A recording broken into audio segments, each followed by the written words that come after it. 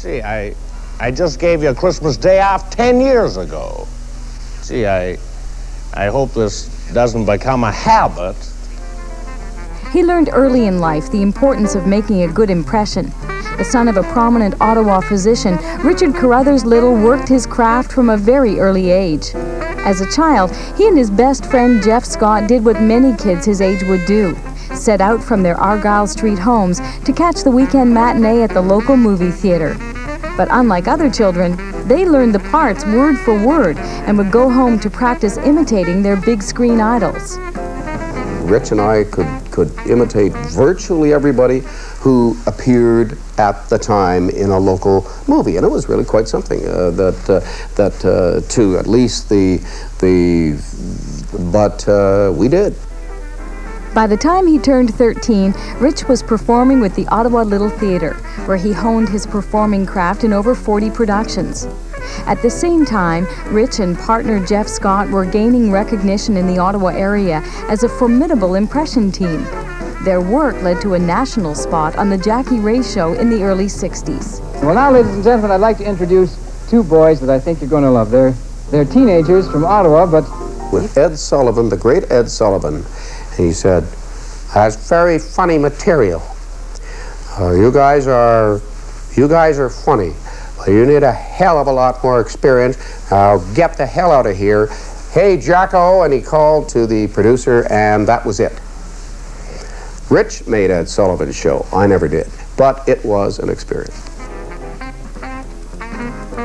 Rich pioneered a new form of satire where he used his devastating mimicry and razor wit to lampoon the politicians of the day. Well, I think politicians should realize that they're going to be imitated, just like James Cagney or Ed Sullivan is imitated. I think people want to hear politicians impersonated. Have you found that the public likes to have a bit of humor thrown into their politics? Oh, yeah. I think so, very definitely. Because in my club act, I usually close with the politicians. I find they're the strongest. People want to hear them more than anyone else. Mr. Diefenbaker, would you like to see Rich Little running as a conservative candidate in the next election? I'm glad you asked me that question. I have no objection at all, so long as it's clearly understood that he is imitating my brother Elmer. Mr. Pearson, would you like to have Rich Little on your team in the coming election campaign? Yes, I certainly would. As long as it's clearly understood that he impersonates my sister Kate. Orson Welles, Peter Lorre, Boris Karloff. A big break came in 1964 when Rich appeared for the first time on the Judy Garland Show, and he was seen coast to coast in the U.S. performing The Man Who Got Away. The success of this appearance helped to launch a truly remarkable career on stage, records, TV, and engagements at the finest clubs in Las Vegas. But even though he's worked with the best entertainers in the world, when pressed for favorite stories from his career, Rich harkens back to his salad days as a newsreader at radio station CFRA.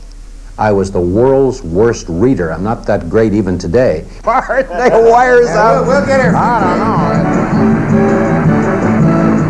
Rich came back to Ottawa in September of 1982 with friend Frank Sinatra to do a concert to raise funds for the Rich Little Special Care Nursery at the Civic Hospital, which opened less than a year later. Tell it like it was way back when.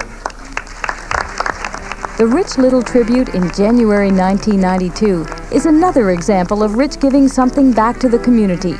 Proceeds from this fundraising event will be split between the Variety Club and the Ottawa Boys and Girls Club. I'd just like to leave you with this before I go, Rich.